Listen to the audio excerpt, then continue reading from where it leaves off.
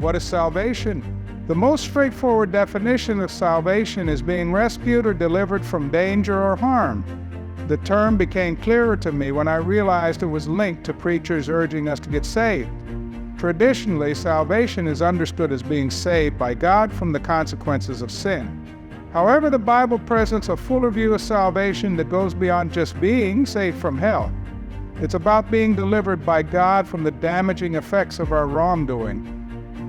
To better understand salvation, it's helpful to consider what we are saved from, what we are saved to, and who saves us. Additionally, salvation can be understood as an event that spans past, present, and future.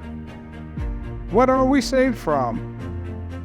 The word salvation inherently suggests that there is something harmful or dangerous we need to be saved from. So, what exactly does the Bible say we are saved from? Listening to contemporary songs, sermons, and even popular culture, one might conclude that we are primarily saved from feelings of emptiness or lack of purpose. Others may talk about salvation in terms of overcoming addiction or broken relationships. Some might focus on deliverance from difficult life situations. While the Bible does address these issues, they are not the core problem humanity faces. In the Old Testament, the primary Hebrew word for salvation often refers to being rescued from tangible, real-world threats. For example, in 2 Kings 19:19, King Hezekiah prays for deliverance from the Assyrians. His request is for rescue in the immediate physical sense. Similarly, in Psalm 54:1, David asked for salvation from the hands of Saul, who was pursuing him. These Old Testament accounts set the foundation for seeing God as the ultimate Savior and Deliverer. In the New Testament, while salvation may sometimes involve physical deliverance, its predominant meaning refers to being saved from sin's consequences, from death, and from the power of Satan. The key focus of salvation in the New Testament is being saved from God's righteous anger against sin. In passages like 1 Thessalonians 1:10 and Romans 5:9, believers are described as being rescued from the wrath to come. God sent Jesus Christ to from the consequences of our sin, and every person is a sinner. It doesn't matter your background, your status, or your lifestyle, you've broken God's law, and He's angry about it. Unless something changes, you are heading toward eternal separation from God. You need to be rescued from the consequences of your sin. This is what the gospel addresses. Thus, salvation is primarily about being delivered from the devastating effects of our sin and the just punishment we deserve from a holy God. So how does salvation come about? By whom are we saved? In Acts 16:30, a Philippian jailer asks, "What must I do to be saved?" The apostles point him directly to Jesus Christ as the only way of salvation. In the Old Testament, salvation was always seen as God's work.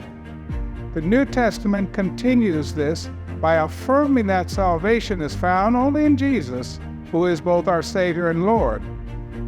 Salvation is entirely the work of God. The Bible consistently warns against trusting in ourselves or in anything else for salvation. Psalm 20 tells us not to trust in human strength or resources, but to place our hope in the name of the Lord. We've created our own mess, so only God can fix it. 1 Timothy 1:15 makes it clear that Jesus came to save sinners, and anyone who is to be saved will be saved through him. What are we saved to? To understand what we are saved to, think of a salvage yard when a damaged vehicle is reclaimed. It's not just fixed up and restored, but repurposed for a new purpose.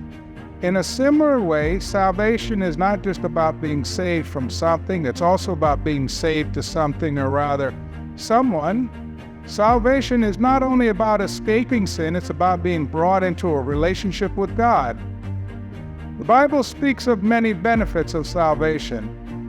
In John 8:36, we're told that we have been set free. In Romans 5:1, we read that we're saved from wrath and brought into peace with God. But perhaps the greatest benefit is that salvation brings us into a relationship with God Himself. As John Piper beautifully states, God's love overflows in countless blessings through the gospel, but none of these blessings will bring us ultimate joy unless they lead us to God. The greatest gift of the gospel is God Himself. We are saved for relationship. God has overcome the greatest obstacle so that we can be in a relationship with Him. This is our highest good, but how does this salvation become ours? Is everyone saved? Because of Christ's work. How do we receive salvation? When I bought an engagement ring for my wife, simply purchasing the ring to make us engaged, I had to propose, and she had to accept. Similarly, while Christ has done the necessary work for our salvation, we must receive it through faith. The Bible teaches in Ephesians 2 that we were dead in our sins and God makes us alive. When we recognize the beauty of the gospel and Christ's sacrifice, our response must be repentance and faith. Repentance and faith are two sides of the same coin. Repentance involves changing our mind about God and ourselves. It means abandoning our futile attempts to save ourselves and turning away from self-reliance. At the same time, faith means turning to Christ, trusting Him as the only one who can save us. We place our complete trust in Him. This is why salvation is by grace through faith, Ephesians 2:8. Faith is the means by which we connect to Christ. It's the act of reaching out to claim His work on our behalf. Even a weak faith can grasp the strength of Christ. The key is not the strength of our faith, but the object of it, Christ Himself. When we place our trust in Him, the Bible assures us that we are saved. As Joel 2:32 says, and is echoed in Acts 2:21 and Romans 10:13, everyone who calls on the name of the Lord will be saved. Past, present, and future salvation. One last important aspect of salvation is that the Bible speaks of it in past, present, and future terms. Christ has already died for us. So in one sense, we can say with Paul, He has saved us, 2 Timothy 1:9.